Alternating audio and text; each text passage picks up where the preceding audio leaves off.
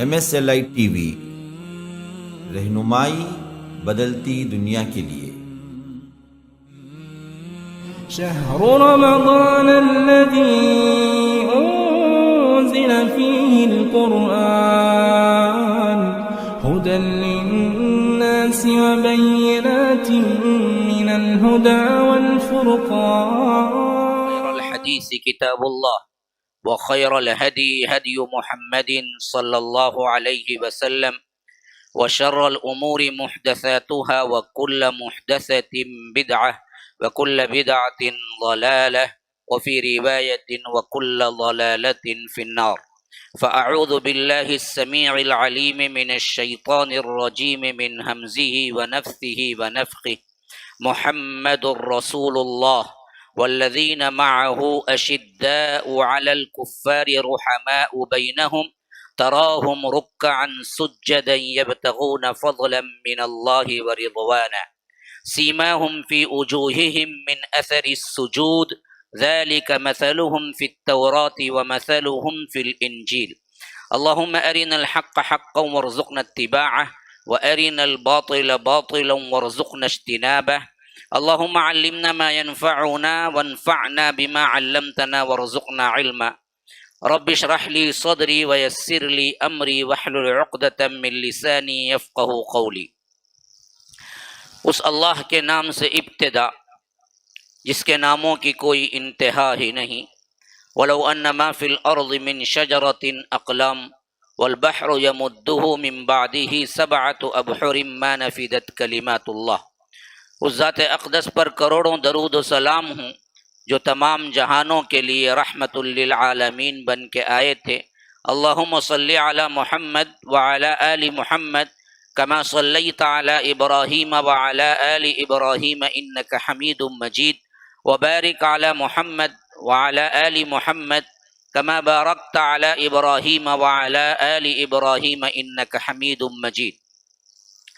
برادران اسلام، واجب الاحترام بزرگوں، دوستوں، عزیز ساتھیوں، لائق احترام ماؤں اور بہنوں، خیر البشر کے 30 جانثار صحابہ کے عنوان سے اصحاب رسول اللہ صلی اللہ علیہ وسلم کی سیرتیں آپ لوگوں کے سامنے جو آ رہی ہیں، ان میں سب سے اہم ترین مدعا میرا یہ ہے کہ اللہ کے رسول صلی اللہ علیہ وسلم کے صحابہ کی زندگیوں کو نمونہ بناؤ، عمل میں آگے بڑھو.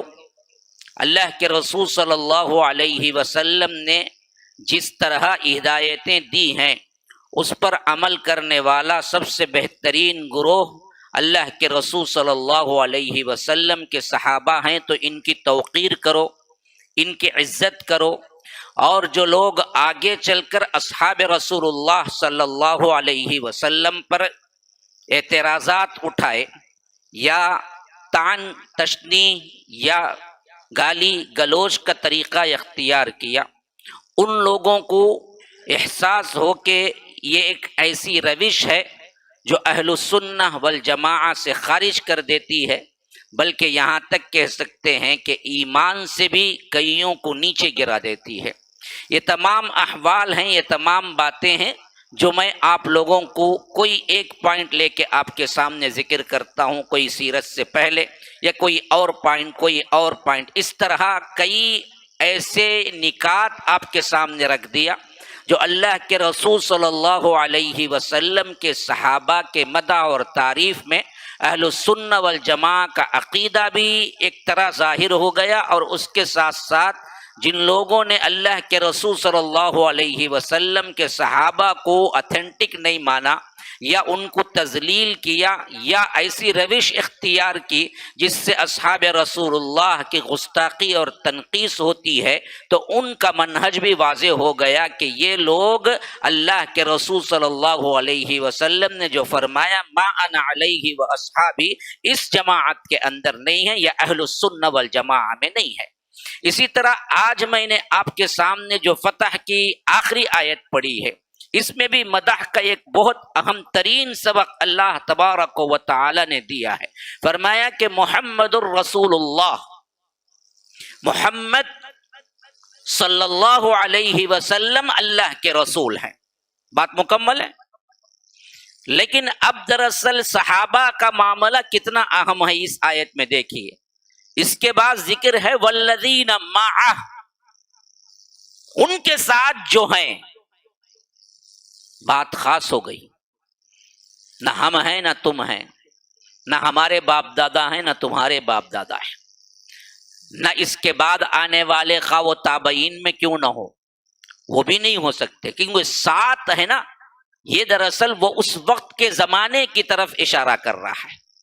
خواہ آپ کتنے بڑے اماموں کو بھی لے لیجئے. بعض لوگ مدعی ہیں امام ابو حنیفہ تابعی ہیں، تابعی ہیں تو بھی ماں میں تو نہیں آ سکتے. اب امام ابو حنیفہ کے بعد ہی تمام فقہ کے جتنے امام ہیں سب ان کے بعد ہیں.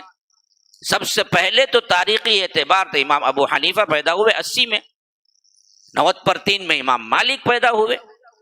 پھر اس کے بعد امام شافعی اٹھا لیجئے 204 میں، اور امام احمد ابن حنبل وہ بھی بہت بعد میں 240 میں. ایسے بہت سے الگ الگ ہیں.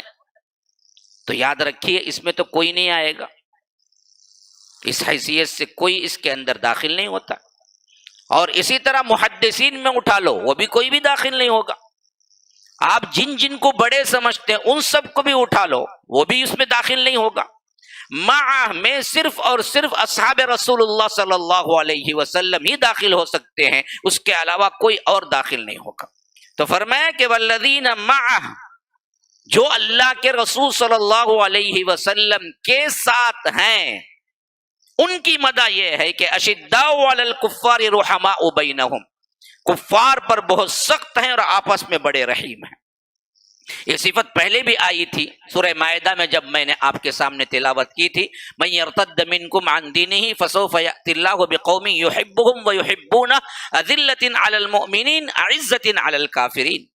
کافروں پر بڑے سخت ہیں، مومنوں کے درمیان بہت رحم دل ہیں، تواضع ان کے ساری ہے ان کے ساتھ. یہ صفت یہاں پر بھی پھر اللہ تبارک و تعالی صحابہ کے سلسلے میں کہتا ہے کہ والذین معہ اشداء علی الکفار رحماء بینہم تراہم رکعا سجدا. تم دیکھو گے ان کو ان حالتوں میں رکوع کرتے ہوئے یا سجدہ کرتے ہوئے. گویا کہ کیفیت عبادت بھی اللہ تبارک و تعالی صحابہ کی بیان کرتا ہے کہ ان کو تم دیکھو گے عبادت کرتے ہوئے ایسے کہ کبھی رکوع میں ہوں گے کبھی سجدے میں ہوں گے. ایسے ہیں وہ اللہ کے رسول صلی اللہ علیہ وسلم کے ساتھی، جن کی عبادتوں کی تعریف، جن کے سجدوں کی تعریف، جن کے رکوع کی تعریف، جن کی اللہ تبارک و تعالی نے ملنساری کی اور اللہ تبارک و تعالی کے لیے محبت اور دشمنی کی اللہ نے تعریفیں کی ہیں. آگے چل کر ہم کہیں کہ یہ آپس میں تو لڑتے رہے، دوسروں پر کیا کیے، انہوں نے لڑائیاں تھوپ دی یا دوسرے لوگوں سے کیا ہے آپ دوستانہ طریقہ اختیار کر لیا. یہ تمام چیزیں اگر آپ قرآن کے خلاف لا کے کھڑے کریں گے، فلاں روایت ایسی ہے، فلاں معاملہ ایسا ہے، طبری میں ایسا ہے، تاریخ میں ایسا ہے، تو ہم کہیں گے کہ یہ تاریخیں ایک طرف اٹھا کے رکھو. اصحاب رسول اللہ تاریخی شخصیات نہیں، قرآنی شخصیات ہیں. قرآن میں اللہ نے جو کہا ہم اس پر تو ایمان لاتے ہیں. تاریخ میں بھلا کوئی بھی روایت آئے ہم اٹھا کے اسے پھینکتے ہیں. صحابہ کی اگر مدح اور تذلیل اور اللہ کے رسول صلی اللہ علیہ وسلم کے صحابہ کے ساتھ کوئی کیا ہے غضبانی ہوئی ہے تو ہم اٹھا کے پھینکتے ہیں. ہاں مدح میں ہوگی تو ہم لیں گے ضرور بالضرور، کیونکہ صحابہ کی مدح اور تعریف قرآن کرتا ہے. خلاف میں ہوگی تو ہم نہیں لیں گے، خواہ تاریخ طبری کیوں نہ ہو، سب سے قدیم ترین تاریخ ہے، یا کوئی اور ہے جن سے مجموعے جمع کر کر کے بعض لوگوں نے کیا کیا، اصحاب رسول اللہ صلی اللہ علیہ وسلم پر لان تان کا سلسلہ شروع کیا. دور حاضر میں خاص طور پر 19ویں صدی کے اندر، یا نہیں تو کیا ہے اسی طرح جو منکرین حدیث پیدا ہوئے ان بدبختوں نے بھی کیا، یا ان لوگوں نے بھی کیا جو دراصل خلافت کے نام پہ اٹھے اخوانی ذہنیت کے لوگوں نے بھی کیا کیا، کئیوں پر ایسے الزامات عائد کر دیے جو کہ ہم سوچ بھی نہیں سکتے کہ اصحاب رسول اللہ صلی اللہ علیہ وسلم ایسا کر سکتے ہیں. تو اس حیثیت سے ہمارا اپنا عقیدہ اور منہج بالکل واضح ہونا چاہیے. وہ کیا ہے؟ الصحابہ کلہم، تمام صحابہ عادل ہیں، عدول و صدوق، سچے ہیں، عادل ہیں. ہاں معصوم عن الخطا نہیں ہے، وہ نبی نہیں ہے کہ ان سے غلطی ہی نہ ہوئی ہو. غلطیاں ہوئی ہیں، لیکن ان کی غلطیوں پر ہم زبان کھول سکتے ہیں؟ نہیں. غلطیاں ہوئی ہیں، وہ معصوم عن الخطا نہیں ہے، وہ انبیاء نہیں ہیں، ان سے غلطیاں ہوئی ہیں، لیکن ان غلطیوں پر ہم بات نہیں کریں گے. اللہ بہتر جانتا ہے. دونوں نے جو کچھ بھی کیا، دو فریق بن کے پرابلمز ہوئے، یہ تمام اللہ معاف کر سکتا ہے، معاف کر دے گا، کیونکہ اللہ کے رسول صلی اللہ علیہ وسلم نے جنتی ہونے کی بشارتیں دے دی. اس حیثیت سے کلن وعد اللہ الحسنى، تمام صحابہ جنتی ہیں. اب اس جنتی صحابہ میں خصوصیت سے جنتی عشرہ مبشرہ ہے، 10 صحابہ.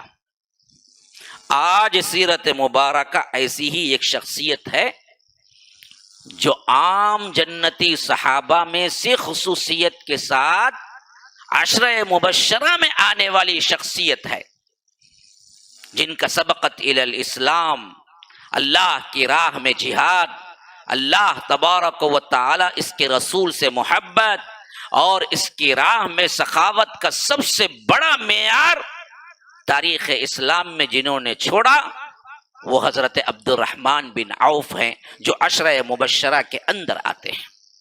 بڑے پیارے صحابی ہیں، بڑے غنی صحابی ہیں، اور سخاوت کے اعتبار سے سب سے بڑے سخی صحابہ میں سے ہیں، اور مالدار ترین صحابہ میں سے ایک صحابی ہیں. بلکہ اللہ کے رسول صلی اللہ علیہ وسلم کے کل صحابہ میں دیکھا جائے تو اللہ نے جس طرح انہیں نوازا اور انہوں نے جس طرح اللہ کے بندوں پر خرچ کیا، ایسی کوئی مثال پھر کسی اور کی نہیں ملتی. ایسے صحابی رسول کی زندگی آپ کے سامنے پیش خدمت ہے. حضرت عبد الرحمن بن عوف کی کنیت ابو محمد ہے. اللہ کے رسول صلی اللہ علیہ وسلم پر ایمان اس وقت لائے تھے جب ابھی اللہ کے رسول صلی اللہ علیہ وسلم دار ارقم میں ابھی داخل بھی نہیں ہوئے تھے. آپ لوگوں کو معلوم ہونا چاہیے کہ دار ارقم وہ پہلا اسلامی مرکز ہے جہاں پر اللہ کے رسول صلی اللہ علیہ وسلم مشرکین مکہ کے حملوں سے بچنے کے لیے ایک پہاڑی کے ٹیلے پر ایک شخصیت، ایک صحابی کا مکان تھا، اس کو مرکز بنایا، جن کا نام ارقم بن ابی الارقم مخزومی تھا. اس سے اس جگہ کا نام دار ارقم، دار کا مطلب ہے گھر، دار ارقم کا مطلب ہے کہ ارقم کا گھر. یہ جس صحابی کا نام تھا ارقم، انہی کے نام سے مشہور ہو گیا. لیکن یہ سب سے پہلا اسلامی مرکز تھا مدینے سے پہلے، اور اس وقت جب ان مشرکوں نے اللہ کے رسول صلی اللہ علیہ وسلم کو، یا بعض روایتیں ہیں کہ بعض صحابہ کو نماز پڑھتے دیکھ لیا تھا. شروع میں اللہ کے رسول صلی اللہ علیہ وسلم اور صحابہ چھپ کے نماز پڑھتے تھے. یہ 1 2 3 سال کے اندر کا عرصہ ہے جہاں پر اللہ کے رسول صلی اللہ علیہ وسلم علانیہ نماز نہیں پڑھتے تھے اور صحابہ بھی علانیہ نماز نہیں پڑھتے تھے. لیکن روایتیں آتی ہیں کہ ایک مرتبہ کہیں پڑھتے ہوئے حضرت سعد ابن ابی وقاص کو ابو جہل نے دیکھ لیا، اور اس نے جو مارا، ہڈی سے حضرت سعد ابن ابی وقاص کا خون بہ پڑا، اور اس کے جواب میں حضرت سعد ابن ابی وقاص بھی اس کا جواب دیا. تو ایک طرح کی لڑائی کی کیفیت ہو گئی. جب اللہ کے رسول صلی اللہ علیہ وسلم کو معلوم ہوا تو اللہ کے رسول صلی اللہ علیہ وسلم کو ابھی حکم نہیں ہوا تھا مخالفت یا لڑائی کرنے کی، کیونکہ وہ موقع نہیں آیا تھا. 30-40 لوگ بھی جمع نہیں ہوئے تھے. اس واسطے اللہ کے رسول صلی اللہ علیہ وسلم مقابلہ کرنے کا حکم دینے کے بجائے صحابہ سے کہے کہ تم اپنے آپ کو چھپا کے رکھو، اور اس کے لیے ارقم بن ابی الارقم مخزومی کا مکان جو ایک ٹیلے پہ تھا، وہاں پر اللہ کے رسول صلی اللہ علیہ وسلم صحابہ کو جمع ہونے کا حکم دیتے تھے، اور اللہ کے رسول صلی اللہ علیہ وسلم وہاں پر نمازیں پڑھتے تھے، وہاں پر انہیں تلاوت وغیرہ سکھاتے تھے. کبھی کبھی رات بھر صحابہ بیٹھ بیٹھتے تھے. یہ 3ویں سال میں ہوا. تو معلوم ہوتا ہے کہ عبد الرحمن بن عوف رضی اللہ عنہ 3 سال پہلے، یعنی یہ 3ویں سال سے بھی پہلے اسلام قبول کر لیا. تو سابقون الاولون میں سر فہرست عبد الرحمن بن عوف بھی آتے ہیں. ان کا اسلام لانے کا جو واقعہ ہے 2 وجوہات سے اہم ہے. ایک تو یہ کہ حضرت ابو بکر صدیق نے اسلام کے بارے میں خوبیاں سمجھائی، جس کے ذریعے سے انہوں نے اللہ کے رسول صلی اللہ علیہ وسلم پر اسلام قبول کیا. دوسرا یہ تھا کہ ایک سفر میں انہیں ایک عیسائی شخصیت پادری ملا. ابھی وہ موقع نہیں تھا کہ اللہ کے رسول صلی اللہ علیہ وسلم نے اعلان نبوت کیا ہو. شام کا یا کسی علاقے کا کوئی سفر تھا. روایتیں ہیں کہ جب اس نے کہا کہ تم مکے کے باشندے ہو اور وہاں کعبۃ اللہ کے قریب رہتے ہو، تو اس نے کہا کہ ایک نبی آنے کا زمانہ قریب ہے. اگر وہ آ چکا ہے تو تمہارے لیے بہتری یہ ہے کہ تم اس کی پیروی کر لینا. یہ قصہ سن کے جب پہنچے یہاں پر صدیق اکبر نے بتایا کہ یہاں پر ایک نبی ہیں جو کہتے ہیں کہ اللہ نے انہیں بھیجا ہے اور اللہ ایک کی عبادت کرنی ہے. حتیٰ کہ یہ پاک باز شخصیت حضرت عبد الرحمن بن عوف پہلے سے گویا تیار تھے اور شراب سے سخت نفرت کرتے تھے. انہوں نے جاہلیت کے زمانے میں بھی شراب نہیں پی تھی. تو اس اعتبار سے جیسے ہی حضرت ابو بکر صدیق نے انہیں بتایا، وہ آئے اور اللہ کے رسول صلی اللہ علیہ وسلم پر اسلام قبول کیا. اس کے بعد وہ تمام حالات ان پر بھی پیش آئے جو عام صحابہ پر ہوئے. حالانکہ بہت معزز بھی تھے، قریشی خاندان کے تھے. خاص طور پر عوف جو ہیں وہ اچھے خاصے اپنے قبیلے میں حیثیت رکھنے والے تھے، اور ان کی والدہ کا نام شفا بن عوف ہے، شفا بنت عوف. یہ بھی اللہ کے رسول صلی اللہ علیہ وسلم کی ایک طرح کے رشتہ دار ہوتی تھی. بعض روایتیں تو یہاں تک ہیں کہ اللہ کے رسول صلی اللہ علیہ وسلم کے ولادت میں داعیہ کا کام کرنے والی حضرت عبد الرحمن بن عوف کی والدہ ہے، شفا بنت عوف. داعیہ کا کام، کیونکہ اس زمانے میں تو کیا ہے، ہاسپٹل تو نہیں ہے، نرسنگ ہوم تو نہیں تھے، داعیہ ہوا کرتی تھی. عورتیں جا کے ڈیلیوری اٹینڈ کیا کرتی تھی. تو حضرت عبد الرحمن بن عوف ان کے والدہ کے بارے میں یہ بات آئی ہے کہ حضرت آمنہ نے جب اللہ کے رسول صلی اللہ علیہ وسلم کی ولادت ہوئی تو داعیہ کی خدمت انجام دینے والی حضرت شفا بنت عوف ہے، جو حضرت عبد الرحمن بن عوف کی والدہ ہے. اتنا قریبی رشتہ تھا اور اللہ کے رسول صلی اللہ علیہ وسلم کو بہت قریب سے دیکھا تھا. اسی حیثیت سے حضرت عبد الرحمن بن عوف اللہ کے رسول صلی اللہ علیہ وسلم پر اسلام قبول کیے، اور پہلی ہجرت حبشہ میں جب اللہ کے رسول صلی اللہ علیہ وسلم نے کہا تو ہجرت بھی کیے. پھر اس کے بعد مکہ آئے، اللہ کے رسول صلی اللہ علیہ وسلم نے مدینے کی طرف ہجرت کا حکم دیا تو مدینے کی طرف بھی ہجرت کی. مدینہ ہجرت کرتے وقت تمام مال و اسباب انہیں چھوڑنا پڑا، کچھ نہیں تھا جب وہ پہنچے تھے مدینہ. حضرت انس بن مالک کہتے ہیں کہ اللہ کے رسول صلی اللہ علیہ وسلم نے میرے ہی گھر میں انصار اور مہاجرین کو جمع ہونے کا حکم دیا، جسے مواخات قائم کرنا کہتے ہیں، جسے بھائی چارہ قائم کرنا کہتے ہیں. اللہ کے رسول صلی اللہ علیہ وسلم تمام انصار اور مہاجرین کو وہاں پر اکٹھا ہونے کا حکم دیا، اور ایک انصاری صحابی کو بلاتے، ایک مہاجر صحابی کو بلاتے اور کہتے آج سے تم بھائی بھائی. یہ بھائی کہہ دینا اس حد تک مضبوط بن گیا رشتہ، حتیٰ کہ صحابہ کہتے ہیں کہ اگر کوئی اس دوران مر جاتا یا شہید ہو جاتا تو وراثت تک ہم ان کو دینے کو تیار تھے، یہاں تک کہ وراثت کی آیتیں نہیں اتری. جب وراثت کی آیتیں اتر گئی اور اللہ تبارک و تعالی نے یہ آیت اتاری کہ وَأُولُو الْأَرْحَامِ بَعْضُهُمْ أَوْلَىٰ بِبَعْضٍ، اولو الارحام جو ہیں، خونی رشتے جو ہیں، وہی اصل میں افضلیت رکھتے ہیں. تو تب جا کے یہ بات منسوخ ہوئی کہ اب جو اللہ کے رسول صلی اللہ علیہ وسلم نے بھائی چارہ کیا ہے ان کے لیے وراثت تقسیم نہیں ہوگی، ورنہ تو اس سے پہلے وراثت تک بھی انہی کے اندر تقسیم ہوتی تھی. اس حد تک مضبوط رشتے بنا دیے اور ایسے ایسے کارنامے انجام دیے یہ دو بھائی جو انصار اور مہاجرین بنے. کہ ہم قیامت تک ایسا گروہ یا ایسی جماعت دیکھ نہیں سکتے جو اپنے لیڈر کے ایک بات پر سب کچھ نچھاور کر دیا. اور خاص طور پر بخاری کی روایت میں حضرت عبد الرحمن بن عوف کے بارے میں جو آتا ہے کہ حضرت انس کے مکان میں جب سب اکٹھا ہوئے بھائی چارے کے اعتبار سے، اللہ کے رسول صلی اللہ علیہ وسلم نے حضرت سعد ابن الربیع سے فرمایا کہ تم اور عبد الرحمن دونوں بھائی بھائی ہو. سعد ابن الربیع انصاری ہیں اور عبد الرحمن بن عوف مہاجر ہیں، سب کچھ چھوڑ کے آئے ہیں. سعد ابن الربیع یہاں کے مالدار ترین طبقے میں سے ایک ہیں. وہ حضرت عبد الرحمن کا ہاتھ پکڑتے ہیں، لے جاتے ہیں. یہ واقعہ میں نے کئی مرتبہ کہا ہے. اللہ کے رسول صلی اللہ علیہ وسلم کا بس ایک لفظ کہہ دینا کہ آج سے تم بھائی بھائی ہو.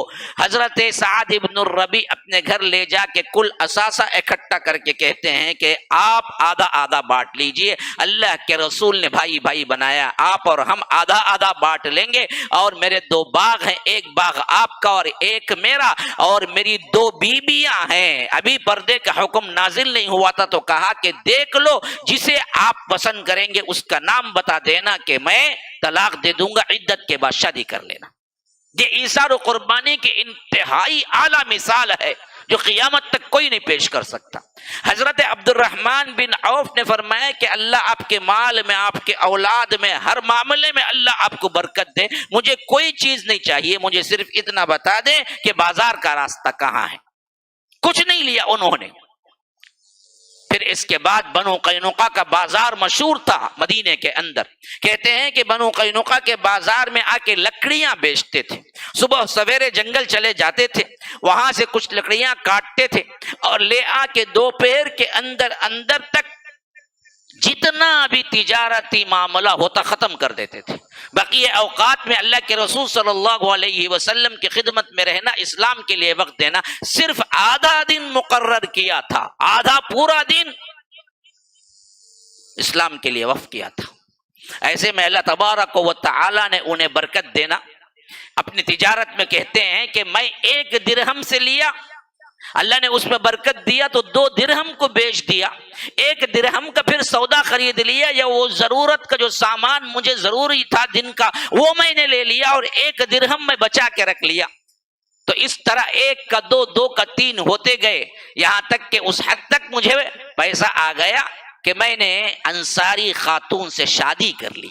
اللہ کے رسول صلی اللہ علیہ وسلم انہیں شادی کے اثرات، یعنی خاص دلہے کا جو عطر ہوتا تھا، ایک طرح کا رنگ ہوتا تھا جس سے معلوم ہوتا تھا کہ ابھی کیا نئی نئی شادی ہوئی، وہ لگائے ہوئے تھے یا کپڑے تھے کچھ کہ اس طرح کے پہنے ہوئے تھے.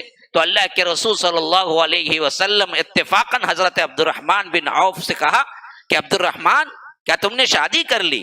فرمایا کہ ہاں میں نے شادی کر لیا اللہ کے رسول صلی اللہ علیہ وسلم. تو اللہ کے رسول صلی اللہ علیہ وسلم نے کہا کہ مہر دیا؟ کہا کہ ہاں. کتنا دیا؟ کہا کہ کھجور کی بیج کے برابر کا سونا میں نے مہر میں دیا ہے. تو اللہ کے رسول صلی اللہ علیہ وسلم نے پھر دوسرا جو سوال کیا وہ سوال تھا کہ ولیمہ کیا؟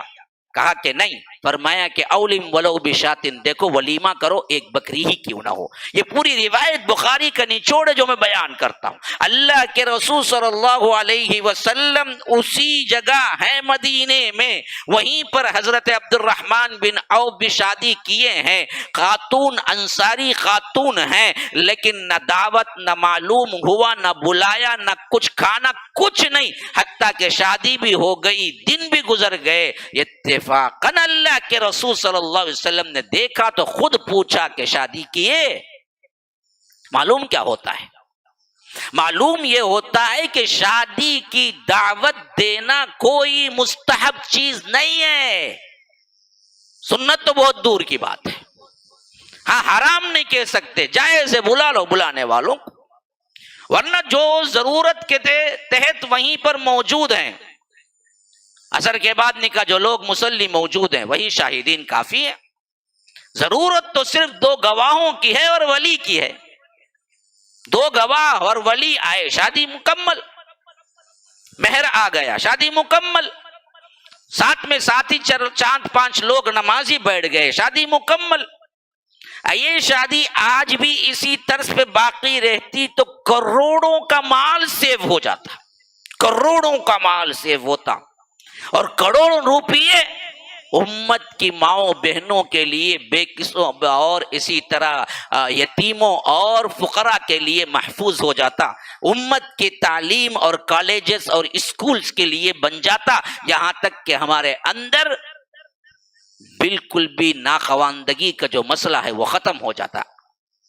ہم نے کیا کیا؟ آج بھی سننے والے سب سن کے سر ہلاتے ہیں، لیکن میں نے کسی کو نہیں دیکھا اس پہ عمل کرتے ہو، ہمارے اپنے ہوں یا غیر ہیں، اس حمام میں سب ننگے ہیں۔ وہ جو کہتے ہیں نا کہ کسی کو شرم آئے گی، جی سب ہی برہنہ ہے تو شرم کس کو آئے گی؟ ہمارا اپنا معاملہ بھی یہی ہے، سب سنتے ہیں لیکن شادی کے وقت جو لاکھوں کے خرچے ہوتے ہیں دماغ حیران رہے آخر انہوں نے سنا کب؟ اپنے بھی وہی کرتے ہیں، غیر بھی وہی کرتے ہیں، صرف بلانے پہ نکاح کون کر رہا ہے؟ بلا لو بھائی، بلانا ہی ہے نا، بلا لو، کھلاتے کیوں ہو؟ ہاں کھلاتے کیوں ہو؟ اللہ کی قسم کھا کے کہتا ہوں، کھجور کا ایک ٹکڑا بھی نہیں دیے تو بھی شادی ہو جاتی ہے، کھجور کا ایک ٹکڑا۔ ہاں کہاں ہے ثابت ہے کہ کھجور کا ایک ٹکڑا دینا ضروری ہے نکاح میں؟ سووں کو بلاؤ، ایک کھجور کا ٹکڑا دیے بغیر، ایک پانی کی گلاس دیے بغیر شادی کا اعلان کر کے نکاح پڑھاؤ، ہو جاتی شادی۔ کون کہتا نہیں ہوتی؟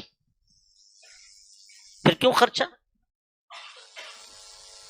بلانا مقصود ہوتا تو پھر اللہ کے رسول صلی اللہ علیہ وسلم جیسی شخصیت کو بلایا نہیں تو اللہ کے رسول نے پوچھا کیوں نہیں ملتے ہی کہ عبد الرحمن تم نے کیا غلطی کی، مجھے دعوت نہیں دی؟ سکھانا ہوتا ادب تو سکھائے جاتے نا جی، کم از کم کہ عبد الرحمن تم نے غلطی کر دی، آئندہ کبھی ایسا ہو تو مجھے بلا لینا۔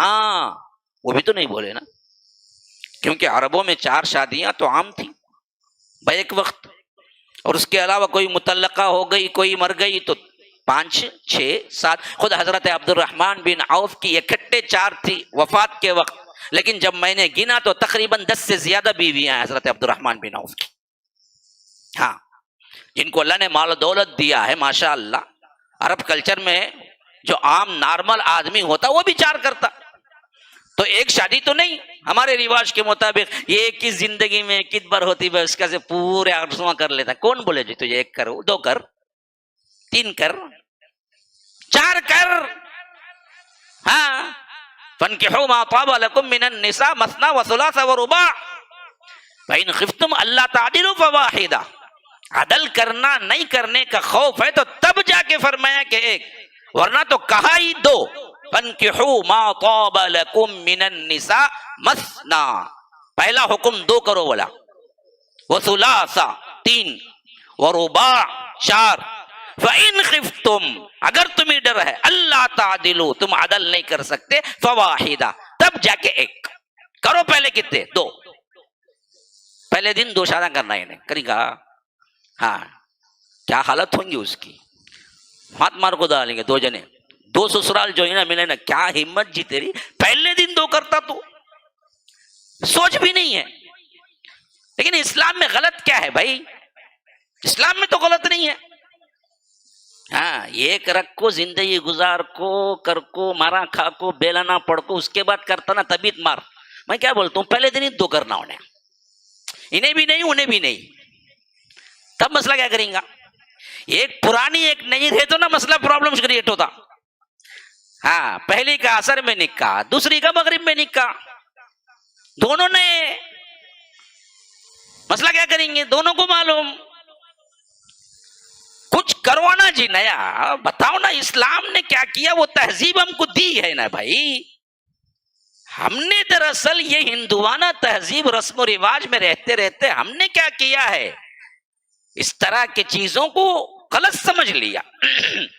ورنہ تو اسلام نے شادی بہت آسان رکھی، کوئی دعوت نہیں، یا دعوت دی بلایا، ہاں آپ جانتے معلوم ہو گیا شادی کا نا بھائی آ جاؤ بھائی تمہیں بھی، کیسا بھائی بولیں گے نہیں بول کو، ماموں کو معلوم ہوا کیا بھائی شادی کا آ جاؤ ماموں تمہیں بھی، چچا کو معلوم ہوا کیا آ جاؤ بھائی تمہیں بھی، آگے پورے بیٹھو دیکھو نکاح دیکھو، دو گواہ دیکھو، ولی دیکھو، شادی کر لیں تو جاؤ کہا السلام علیکم، تمہیں بھی چل جاؤ گھراں کو. ایسا کرنے میں کیا غلط ہے پوچھتا ہوں، کیا غلط ہے؟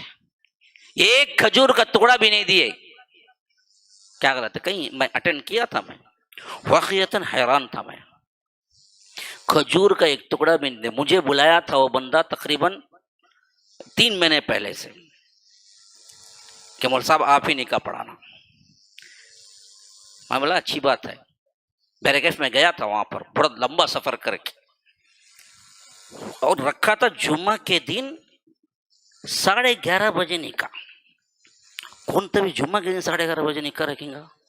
میں رات بھر سفر کر کے گیا تھا اس وقت، میں بھی پریشان تھا. عجیب بندہ ہے، رکھا تو رکھا، کم از کم نماز جمعہ کے بعد رکھتا، پیٹ بھر کے کھانا تو کھاتے کم از کم، اور ذرا نیند بھی لے لیتا. میں پوری رات سفر، پھر نماز فجر کے بعد تقریباً سوتے سوتے ہو گیا آدھا 1 گھنٹہ، پھر 1 گھنٹے میں اٹھو، دوڑو بھاگو. اور ماشاء اللہ وہ گاؤں تھا، گاؤں کی تہذیب تھی، وہ پوری مسجد بھری ہوئی 11:30 کو، ماشاء اللہ پورا گاؤں اکٹھا. پانی کا ایک قطرہ نہیں، کھجور کا ایک ٹکڑا نہیں. شادی ہوئی بھی بھیج دیا، مجھے بھی بھیج دیا، میں بھی آ گیا، سب آ گیا، بھوکا. پھر آ کے چائے خانے میں نے چائے پیا. پھر اس کے بعد، اور ان کی طرف کا نہیں بھائی، میرے طرف کا چائے خانے میں جہاں میں ٹکا ہوا تھا، وہاں رکا ہوا تھا نا، وہاں سے چائے پیا میں. ہاں، کرنے والا ایسا بھی کیا، غلط کبھی نہیں ہے. 1 پیسہ مت خرچہ کرو. اللہ کے رسول صلی اللہ علیہ وسلم کو بلایا نہیں نا. اگر تہذیب، تمدن، اخلاق کچھ ہوتا، اگر وہ اخلاقی فریضہ بھی ہوتا، فرض نہیں اخلاقی فریضہ بھی ہوتا، تو اللہ کے رسول صلی اللہ علیہ وسلم حضرت عبد الرحمن بن عوف سے کہتے کہ دیکھو اب تم نے کیا ہے غلطی کر لی، لیکن اگلی بار کم از کم تو بلا لینا جو احباب ہیں. ابو بکر عمر ہی کو بلا لیتے نا، کم از کم مجھے ہی اطلاع کر دیتے نا. نہیں فرمایا کچھ بھی. فرمایا تو یہ فرمایا کہ مہر دیا، اور مہر بھی انہوں نے یہ نہیں کہا کہ کیا ہے 15 کم 600 کہتے ہیں، 15 کم 600 مہر، فاطمہ کا مہر. کون بولے 15 کم 600 فاطمہ کا مہر؟ آج کوئی وقت ہے کیا 580 پر 5 روپے کی؟ ہاں. فرمایا کہ کھجور کے بیج کے اتنا سونا دیا، کچھ بھی ہو جی سونا دیا نا. ہاں، سونے کی تو قیمت تھی، 10 گرام ہی رکھ لو، 5 گرام ہی رکھ لو، 5-10 گرام آج بھی رکھو. 50,000 روپے کے اعتبار سے 10 گرام سونا کتنا ہو گیا؟ ہاں 50,000 تو ہو گیا نا کم از کم. آج کے اچھے اچھے دیکھو مہراں کیا لکھاتے، 5,000 10,000، کون 1 لاکھ اس کا کیا ہے 1 مہینے کا درما، انہیں کیا بولتا 10,000.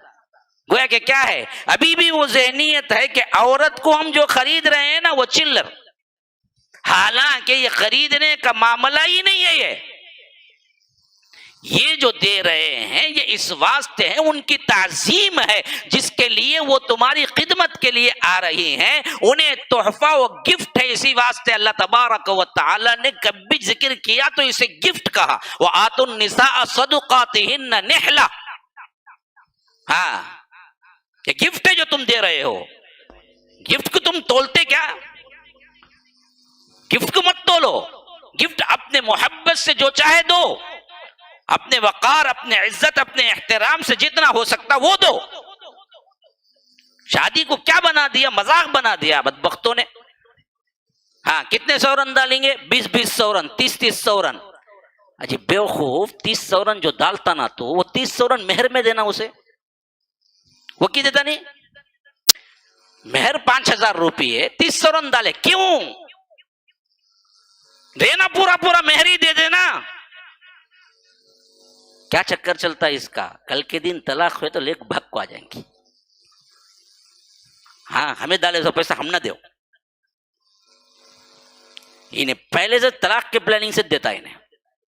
بیوقوف، اچھی زندگی گزار رہے جا کو بولے تو وہ نہیں، طلاق کا پلان رہتا.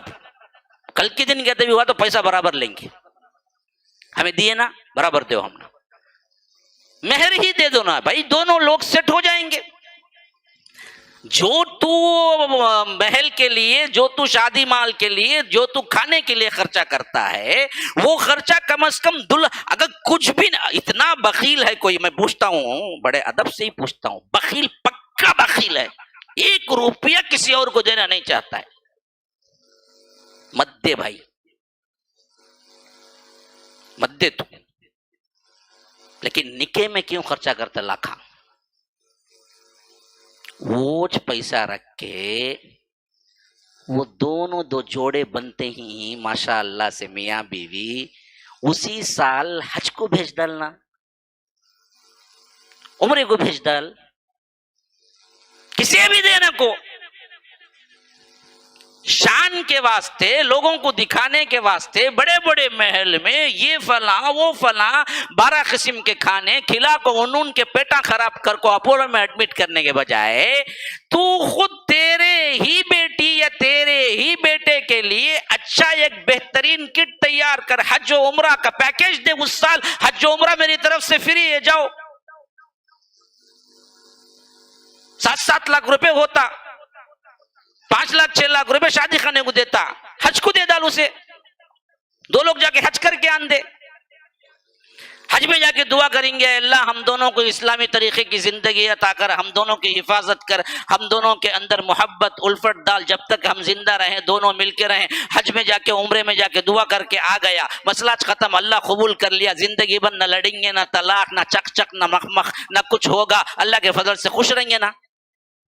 یہ کر سکتا نا؟ پیسہ جو اگر برباد کرتا شادی خانے میں بھی، کھانے میں بھی، لوگوں کو دکھانے کے بھی واسطے بھی، خالی نام کے واسطے کیا شادی ہوئی نا، کیا شادی ہوئی نا، عقل کیوں نہیں آتی؟ پیسہ کیوں قرض لے کے برباد، سود میں برباد؟ کتنے لوگ صرف اگر سود صرف اس واسطے لیتے ہیں شادی خانے کو دینا ہے، حالانکہ یہ سب چیزیں اسلام نے آپ کو نہیں بتایا۔ اسلام جو بتایا کھانے کے سلسلے میں وہ صرف ولیمہ تھا، فرمایا کہ ولیمہ کیے، فرمایا نہیں، پر وولیم ولو بشات، دیکھو ایک بکری کیوں نہ کرو۔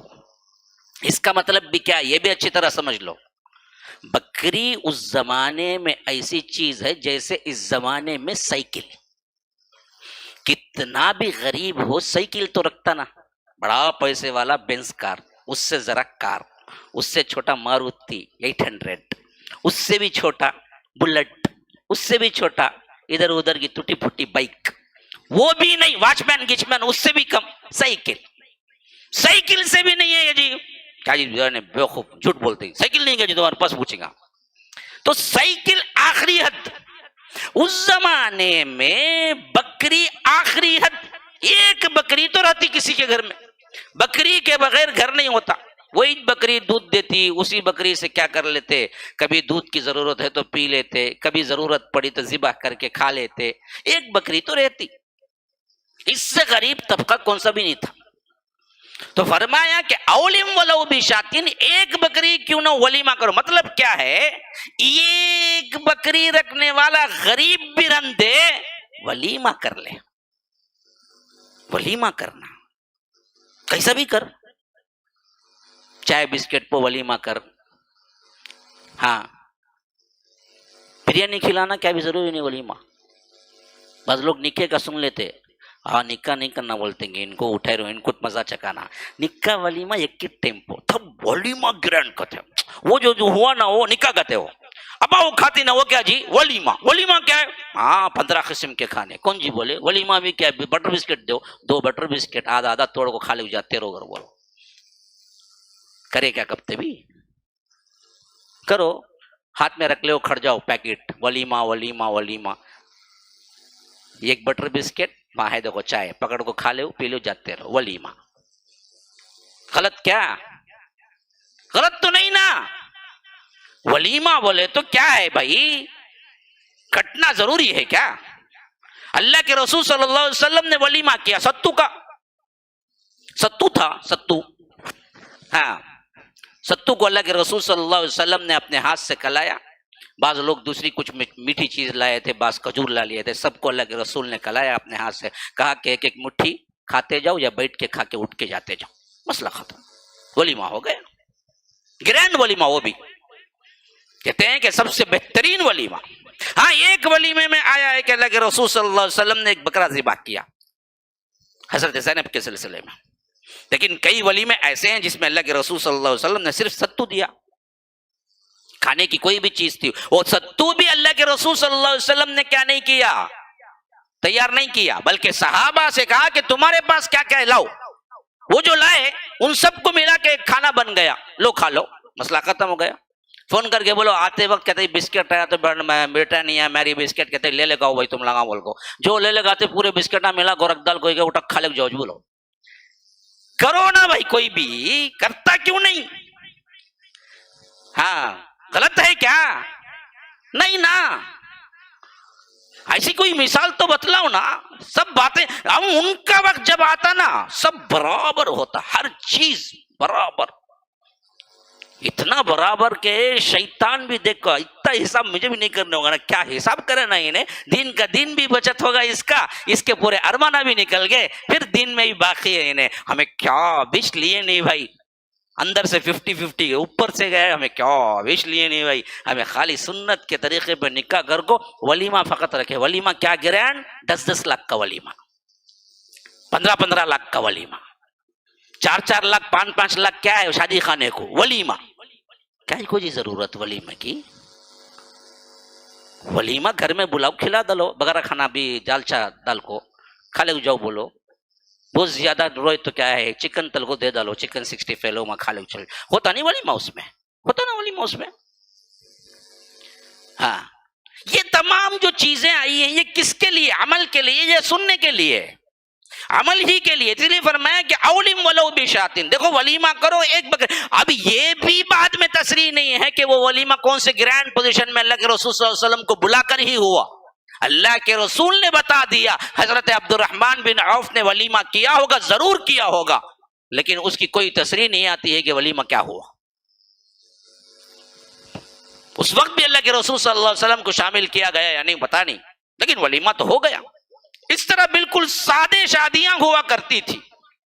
اللہ کے رسول صلی اللہ علیہ وسلم مدینہ جانے کے بعد آپ دیکھیے کہ کتنے صحابہ کی شادیاں ہوئی ہوں گی، اور خود ہم پڑھتے ہیں کہ اللہ کے رسول صلی اللہ علیہ وسلم کی شادی خدیجۃ الکبریٰ کی مکی زندگی میں ہوئی، حضرت سودا کی مکی زندگی میں ہوئی، حضرت عائشہ کی مکی زندگی میں ہوئی، لیکن رخصتی نہیں ہوئی، صرف شادی ہوئی. اب بقیہ 11 میں 3 بھی نکال دیں تو تقریباً 8 شادیاں خود اللہ کے رسول نے مدنی زندگی میں کی. بتاؤ کون سے اس میں دعوت ہوئی، کون سے اس میں گرینڈ ولیمہ ہوا؟ ہاں 8 ازواج مطہرات تو مدنی زندگی میں نہ شادیاں ہوئی، 8 کی.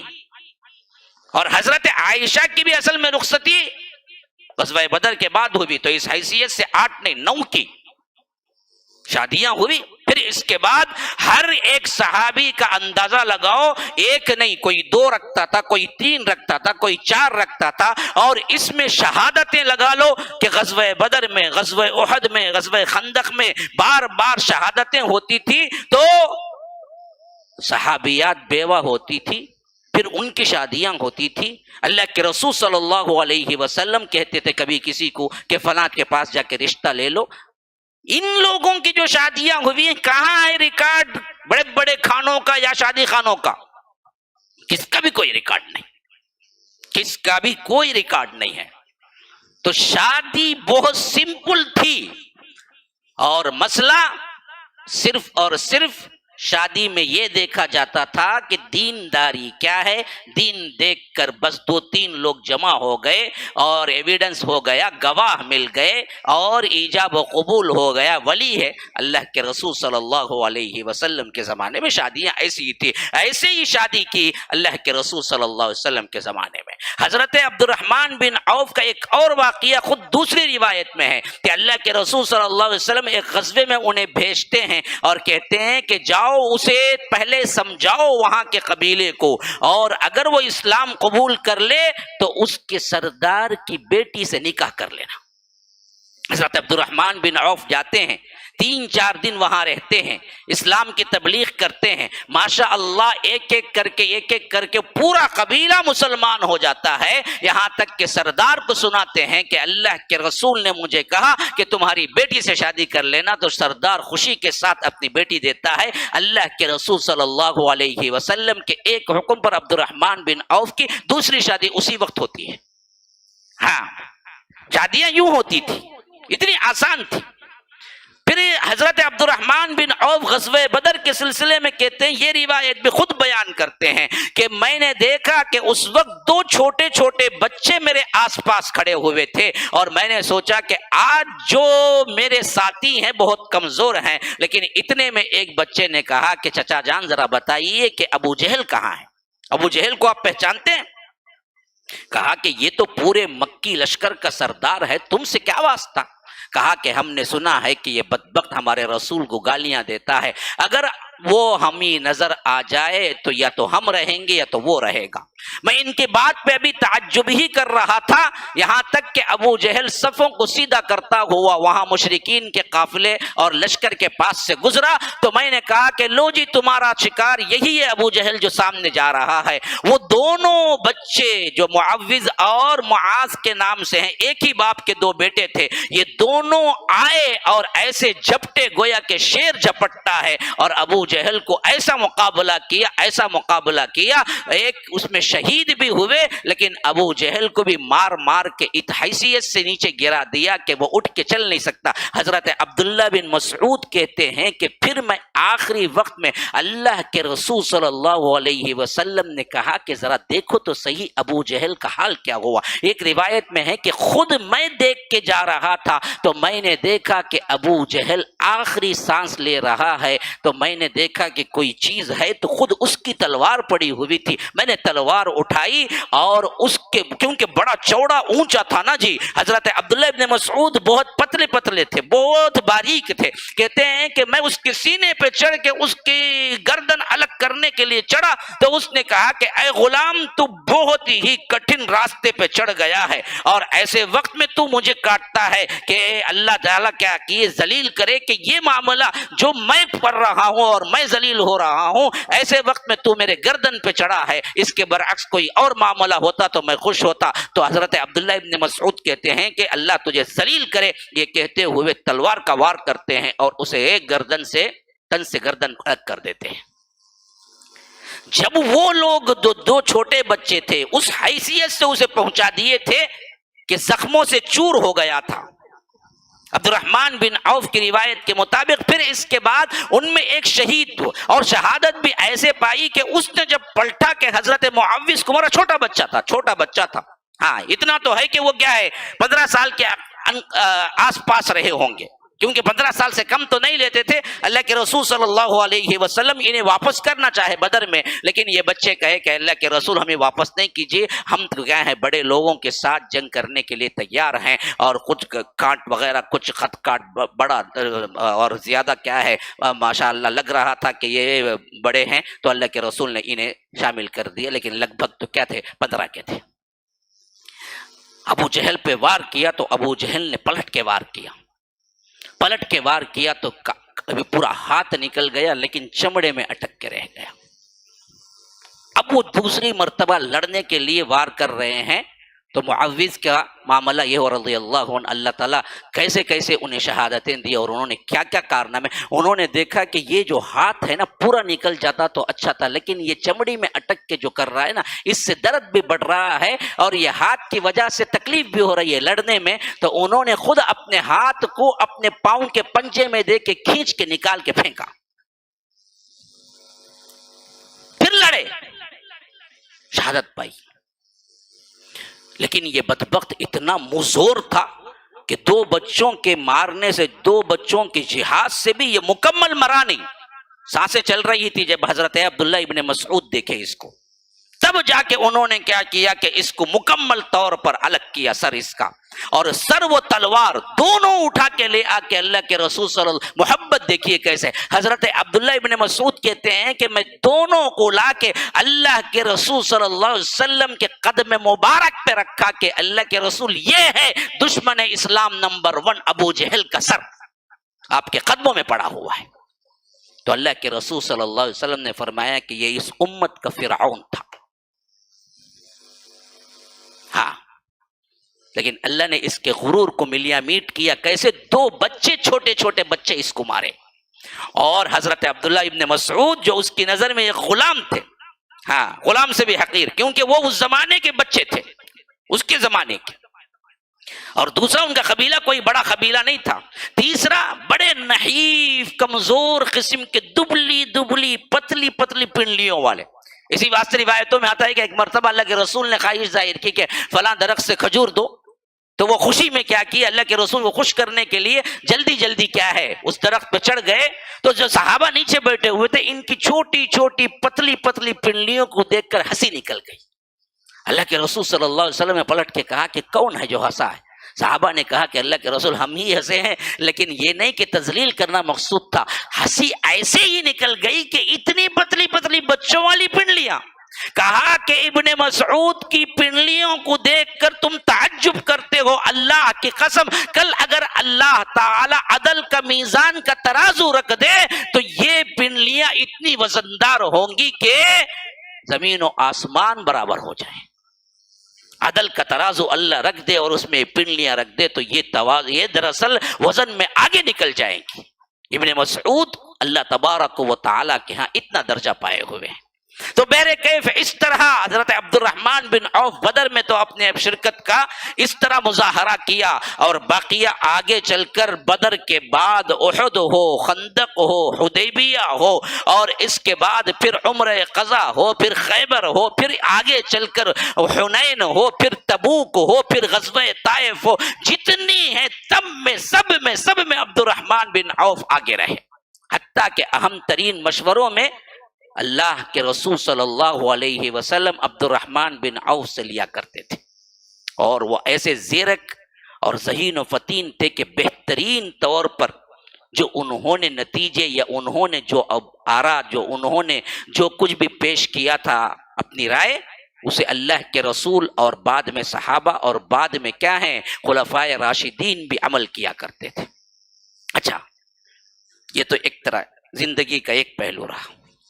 جب وہ آئے نا جی اور کہا ولیمہ کیا، فرمایا کہ نہیں، فرمایا کہ اولم ولو بشاتن، ولیمہ کرو ایک بکری ہی کیوں نہ ہو۔ تو اس وقت اللہ کے رسول صلی اللہ علیہ وسلم کی زبان سے ان کے لیے برکت کی بھی دعا نکلی، وہی دعا جو ہم دلہا کو دیتے ہیں، بارک اللہ لکما وبارک علیکما، ہے نا، یہ دعا اصل میں اس وقت ہی اللہ کے رسول صلی اللہ علیہ وسلم نے عبد الرحمن بن عوف کو دی تھی۔ یہ وہ دعا ہے جو بہت اہم ترین ان کی زندگی میں کیا ہوا تھا، انقلاب برپا کی کیا۔ اس کے بعد عبد الرحمن بن عوف کہتے ہیں کہ میں مٹی بھی اٹھاتا تو سونا بن جاتا، اللہ تبارک و تعالی نوازتا چلا گیا، حتیٰ کہ یہ مالدار سے مالدار ہوتے گئے، تجارت ترقی کرتی گئی۔ اللہ کے رسول نے جو برکت کی دعا کی وہ اللہ تبارک و تعالی نے قبول کر لی۔ دیکھو دلہا کو اصل دعا کیا دینا ہے، اور اللہ قبول کر لے تو کیا حالتیں ہوتی۔ عبد الرحمن بن عوف جو ایک کاڑی بھی نہیں لے آئے تھے مکے سے، اور سعد ابن الربی نے کہا تھا کہ میں اپنا آدھا مال دوں، لیکن آگے چل کر اللہ کے رسول صلی اللہ علیہ وسلم کے صحابہ میں اتنے مالدار ہوئے، اتنے مالدار کہ اللہ کے رسول صلی اللہ علیہ وسلم نے جب انفاق کا اعلان کیا تو 40,000 درہم اللہ کے رسول صلی اللہ علیہ وسلم کو ایک ہی مرتبہ دیے، 500 گھوڑے ایک ہی مرتبہ دیے، 100 اونٹ ایک ہی مرتبہ دیے، حتیٰ کہ اللہ کے رسول صلی اللہ علیہ وسلم جب بھی انفاق کا اعلان کیا تب ایسے دیے کہ کوئی مقابلہ ہی نہیں ہے دوسروں کا۔ اس حیثیت سے وہ مالدار ترین صحابہ میں شامل ہو گئے، یہاں تک کہ پھر حضرت صدیق اکبر کا زمانہ آیا، حضرت فاروق کا زمانہ آیا، حضرت عثمان کا زمانہ آیا۔ ان تمام میں سب سے زیادہ صدقہ کرنے والے حضرت عبد الرحمن بن عوف ہیں۔ 700 اونٹوں پر لدا ہوا غلہ آیا، اور پورے مدینے کی گلیوں میں ان کے اونٹ اور چلنے پھرنے کی آواز دھوم مچ گئی۔ اما عائشہ نے پوچھا کہ کیا ہے؟ کہا گیا کہ عبد الرحمن بن عوف کا قافلہ تجارت کا واپس نفع کے ساتھ پہنچا ہے۔ تو فرمایا کہ اللہ کے رسول نے انفاق کی یہ بات کہی ہے۔ جب یہ بات سنائی گئی تو اللہ کے رسول صلی اللہ علیہ وسلم نے انفاق کی فضیلت میں فرمایا تو یہ دوڑے بھاگے اما عائشہ کے پاس آئے، کہا کہ اماں اگر یہ چیز ہے تو آپ گواہ رہیے، یہ 700 اونٹوں کا غلے میں میرا ایک حبہ بھی نہیں ہے، سب میں اللہ کے راہ میں دے دیا۔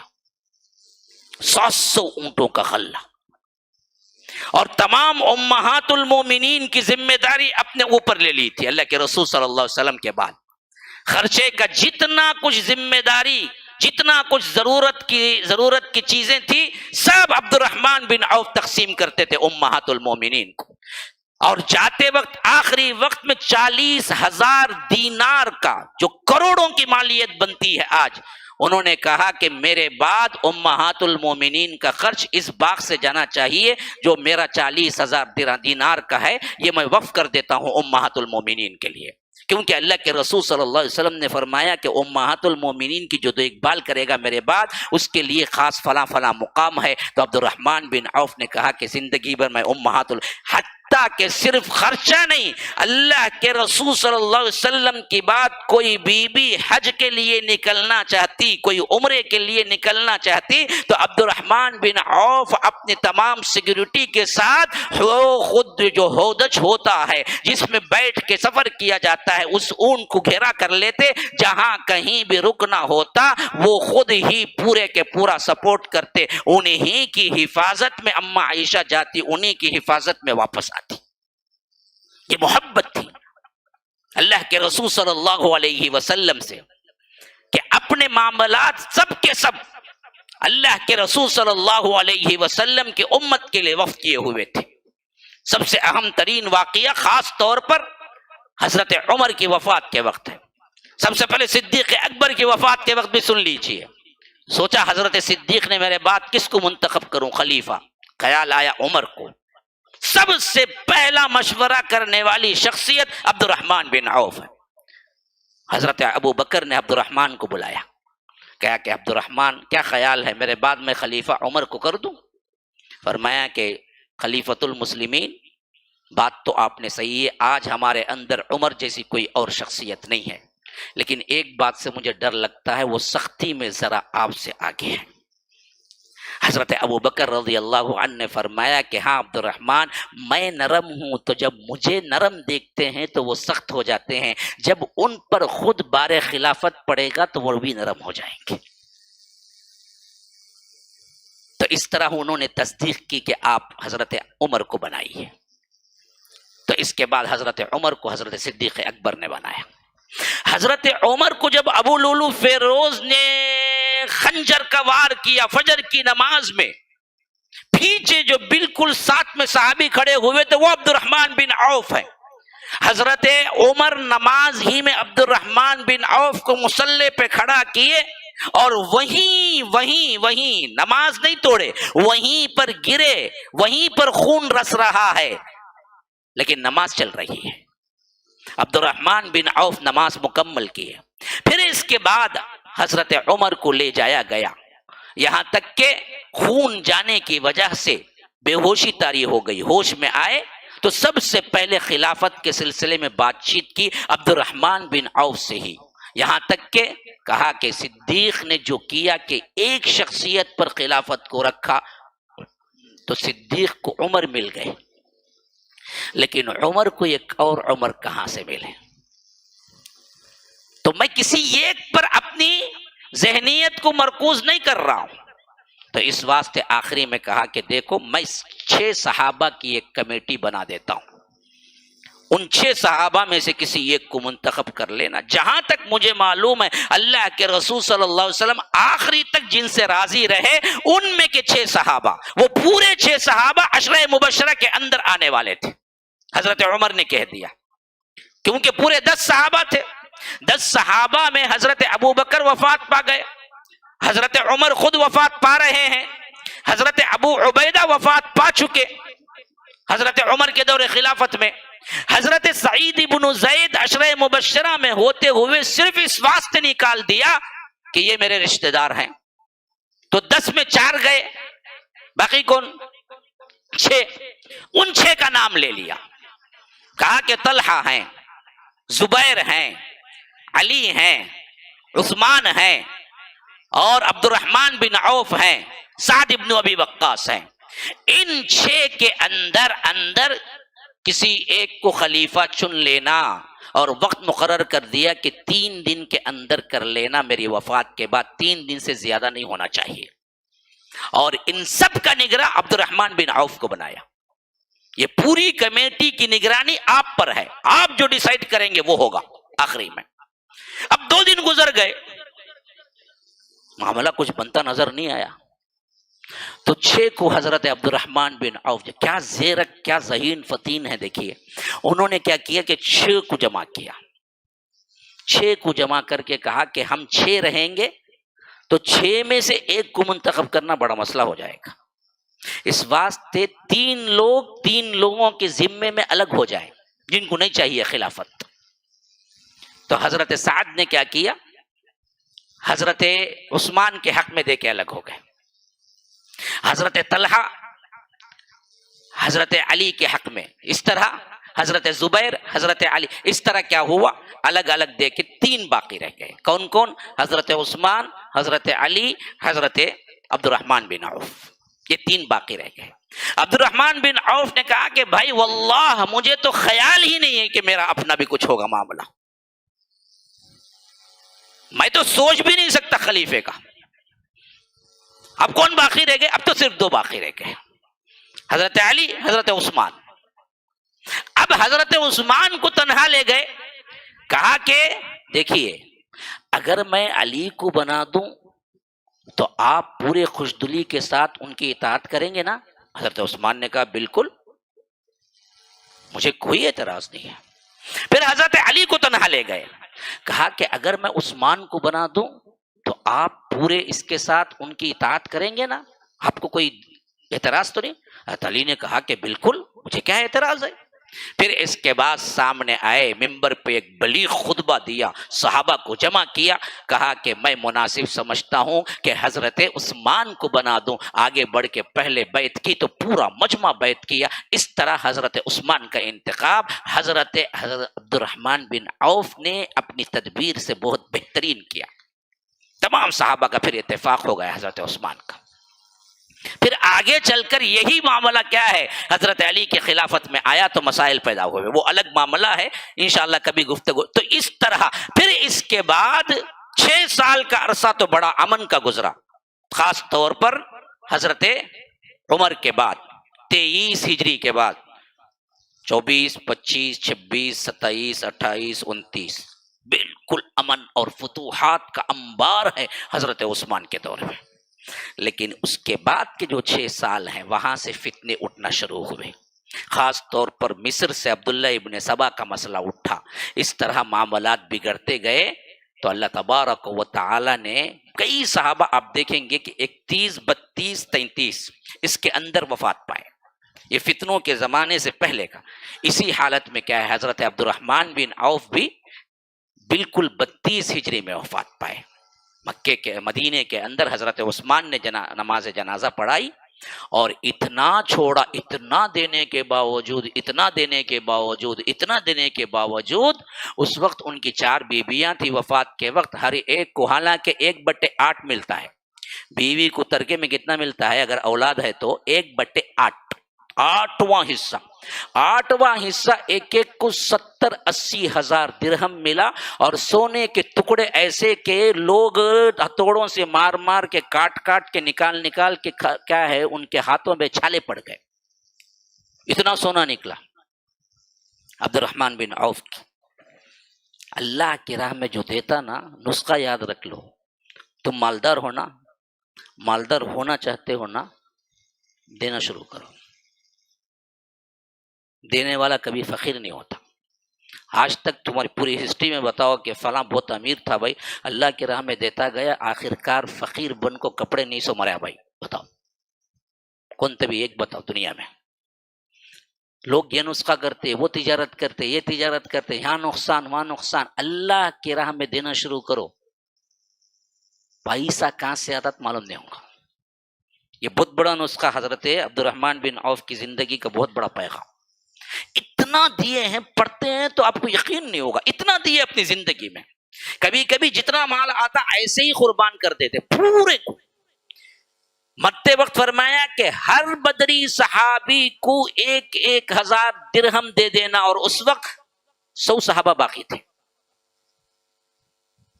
وفات کے وقت, وصیتیں جو کر رہے ہیں. امہات المؤمنین کو وہ باغ دے دینا, ہر ہر ہر ہر بدری صحابی کو 1,000 درہم دے دینا.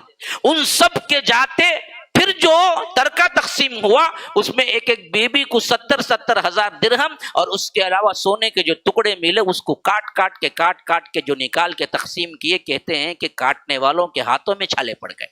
هذا وباللہ التوفیق وصلی اللہ وسلم علی نبینا محمد. اسأل اللہ لی ولکم ولسائر المسلمین من کل ذنب فاستغفروه انہ هو الغفور الرحیم. السلام علیکم ورحمۃ اللہ وبرکاتہ. پانی سیف الدین, ہاں بھائی ایک دعا کی درخواست ہے, خاص طور پر ہمارے مسجد کے لیے جو زمین وقف کیے تھے. سیف الدین انکل کئی دنوں سے بیمار ہیں, بیڈ ریڈن ہیں, ان کے لیے دعائے خیر کیجئے کہ اللہ تبارک و تعالی انہیں صحت کاملہ عاجلہ مستقبل عطا فرمائے, اور ان کے لیے اور ان کے خاندان کے لیے اللہ تبارک و تعالی رحمتوں اور برکتوں کا سلسلہ رکھے. اللہ تبارک و تعالی انہیں صحت و عافیت والی زندگی کے ساتھ دین و دنیا کی ہر بھلائی عطا کریے. آمین کہیے, آمین کہیے.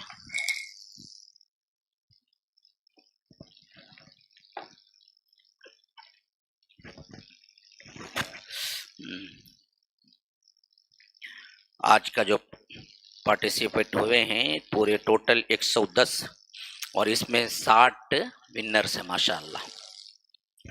چلیں اٹھاؤ, کیا جی بچی کو ڈرا دے گا جی, اٹھاؤ لاؤ لے.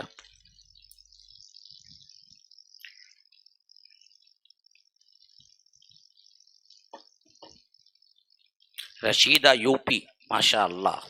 چلو تمہیں اٹھاؤ, یہ لو.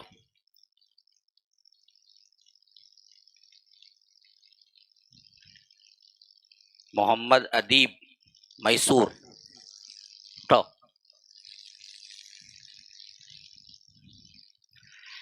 لو, شکراً بارک اللہ فیک. سمیہ بنت یوسف نڈیاڈ, ارے گجرات ماشاء اللہ. سبحانک اللہم و بحمدک اشہد ان لا الہ الا انت استغفرک و اتوب الیک.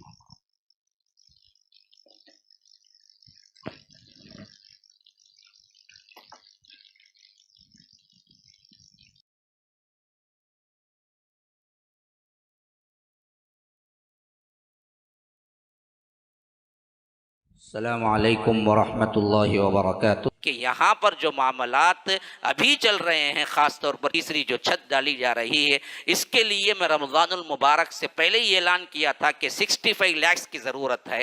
ابھی دراصل 50 لاکھ کی ضرورت ہے. کام ہو رہا ہے, چھت پڑ چکی ہے. میں نے سوچا کہ اگر اس کو آسانی سے تقسیم کر لیا جائے, کوئی بڑا اماؤنٹ ہی نہیں بنتا, 1000 لوگ 5000 روپیے دیں گے, 50 لاکھ بن جائیں گے. الحمدللہ جو بلڈنگ فنڈ کے لیے میں اعلان کیا تھا کہ 1000 لوگ 5000 روپیے کے لیے تیار ہو جائیں, تو ہماری تعمیر جو چل رہی ہے وہ مکمل ہو جائے گی. ان میں 90 پر 3 افراد اب تک شامل ہو چکے ہیں, 100 کے قریب آ گئے ہیں, ابھی 900 باقی ہیں. 5,000 روپیے اگر آپ دیں گے اللہ کی راہ میں, اوپر کی جو تعمیر چل رہی ہے ہاسٹل کے سلسلے میں, وہ ہمارا کام مکمل ہو جائے گا. میرے بھائیو, رمضان کا مہینہ ہے, آگے بڑھ کے آئیں اور اس معاملے میں ہمیں تعاون کریں اور دنیا و آخرت دونوں میں سرخروئی حاصل کریں. الحمدللہ ہم نے جب بھی اعلان کیا ہے آپ لوگ اس کا بہترین ساتھ دیے ہیں. امید ہے کہ اس معاملے میں آپ لوگ ابھی بھی کار خیر میں ساتھ دیں گے. اللہ تبارک و تعالی ہم سب کو صحت عافیت کے ساتھ دین و دنیا کی ہر بھلائی عطا کرے. السلام علیکم ورحمۃ اللہ وبرکاتہ.